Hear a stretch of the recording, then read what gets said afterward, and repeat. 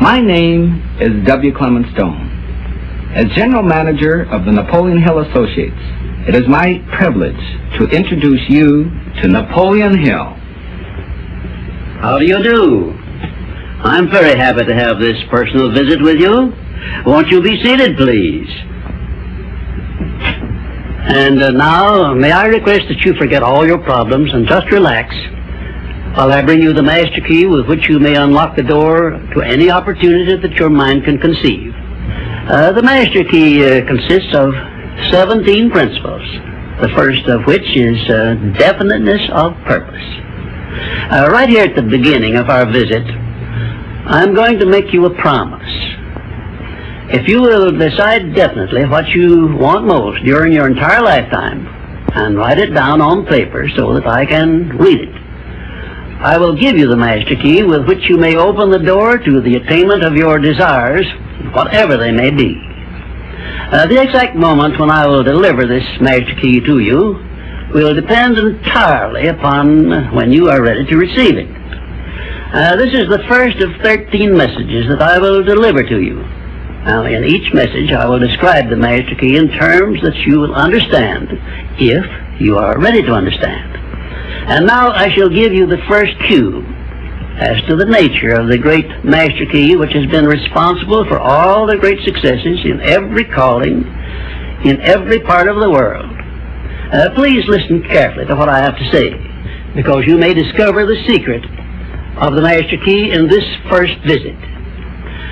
You may get your first cue as to the nature of the great master key when I tell you that psychologists have discovered a natural law which is the very foundation of all personal successes. And I can describe it to you in one short sentence so you can understand it. Whatever the mind can conceive and believe, the mind can achieve. Isn't that a profound statement? You will notice that it says nothing about the need for education, but simply that whatever your mind can conceive and believe, your mind can achieve. Now, if you want evidence that the mind can achieve whatever the mind can conceive without the benefit of formal education, you only have to remember that Thomas A. Edison conceived the idea of becoming an inventor and lived to become the world's greatest scientist in the field of invention with only 3 months of common school education. When I first heard Andrew Carnegie describe this natural law which makes it possible for you and I and everyone else to write his own price tag in life and attain it, I became so enthused over it that I began to search for the power back of it, and my curiosity led me finally to the discovery of the master key, which I shall reveal to you if you are ready to receive it. My search led me to the study of the spiritual forces with which all of us are blessed, and it was in this field that I came upon a clue which has enabled me to help millions of people to find their earthly destinies. I want to describe my discovery in the simplest terms possible, because it will reveal to you why it is true that whatever the mind can conceive and believe, the mind can achieve, regardless of how many times you may have failed in the past or how lofty your aims and hopes may be. I caught my first fleeting glimpse of the profound law which provides the means by which we may choose our own purpose in life and attain it, while I was being coached by Andrew Carnegie during the organization of the Science of Success philosophy. I had just finished telling Mr. Carnegie that I feared he had chosen the wrong person to give the world the first practical philosophy of personal success because of my youth, my lack of education, and my lack of finances. Well, at this point, Mr. Carnegie delivered a lecture that I shall never forget, because it changed my entire life and paved the way for my helping to change the lives of millions of people, some of them not yet born. Let me call your attention to a great power which is under your control, said Mr. Carnegie, a power which is greater than poverty, greater than the lack of education, greater than all of your fears and superstitions combined. It is the power to take possession of your own mind and direct it to whatever ends you may desire. This profound power, Mr. Carnegie continued, is the gift of the Creator, and it must have been considered the greatest of all of his gifts to man, because it is the only thing over which man has the complete and unchallengeable right of control and direction. When you speak of your poverty and lack of education, Mr. Carnegie explained, you are simply directing your mind power to attract these undesirable circumstances, because it is true that whatever your mind feeds upon, your mind attracts to you.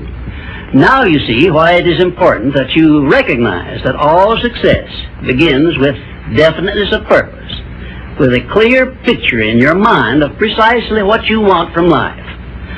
Then Mr. Carnegie continued his speech with a description of a great universal truth which made such an impact upon my mind that I began then and there to give myself a new outlook on life, and set up for myself a goal so far above my previous achievements that it shocked my friends and relatives when they heard about it. Everyone, said Mr. Carnegie, comes to the earth plane blessed with the privilege of controlling his mind power and directing it to whatever ends he may choose. But, he continued, everyone brings over with him at birth the equivalent of 2 sealed envelopes, one of which is clearly labeled, the riches you may enjoy if you take possession of your own mind and direct it to ends of your own choice.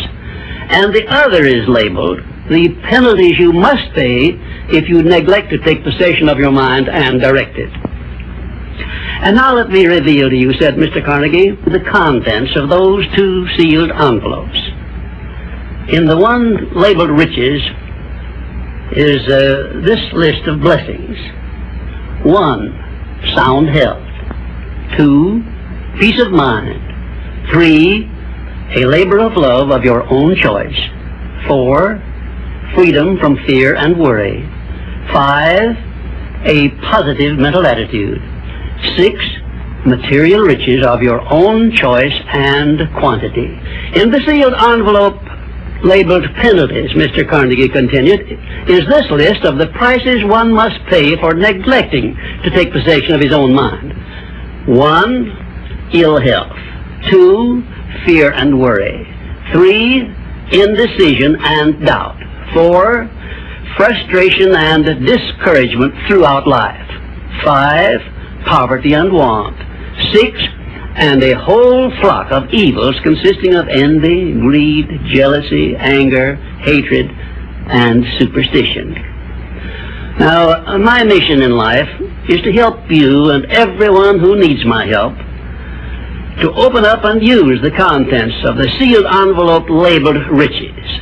And the starting point from which you must take off if you wish to write your own ticket from here on out for the remainder of your life, I will describe for you in these simple instructions. 1, procure a neat pocket-sized notebook, or something on the order of this one here, loose leaf affair. And on page 1, write down a clear description of your major desire in life, the one circumstance or position or thing which you will be willing to accept as your idea of success. And remember before you begin writing that your only limitations are those which you set up in your own mind or permit others to set up for you. And 2, on page 2 of your notebook, write down a clear statement of precisely what you intend to give in return for that which you desire from life. And then start in right where you stand now to begin giving. And 3, memorize both of your statements, what you desire and what you intend to give in return for it, and repeat them at least a dozen times daily. And always end your statements with this expression of gratitude for the blessings with which you were gifted at birth. I ask not, O divine providence, for more riches, but more wisdom with which to accept and use wisely the riches I received at birth in the form of the power to control and direct my mind to whatever ends I desire. If you are not too successful or self-satisfied to accept and express this profound prayer, if you accept it and express it in the same spirit of humble sincerity in which I pass it on to you, a new and a better world will reveal itself to you. A world in which you will see reflected the circumstances and the things which you yourself have created. In my next visit, I will give you a description of the second principle of success, through the application of which you may make use of the education and experience of other people and get the necessary help you may need in attaining your definite major purpose in life. And now let me close this, our first visit, with my favorite expression of gratitude. O divine providence, I ask not for more riches, but more wisdom with which to make wiser use of the riches you gave me at birth, consisting in the power to control and direct my own mind to whatever ends I desire.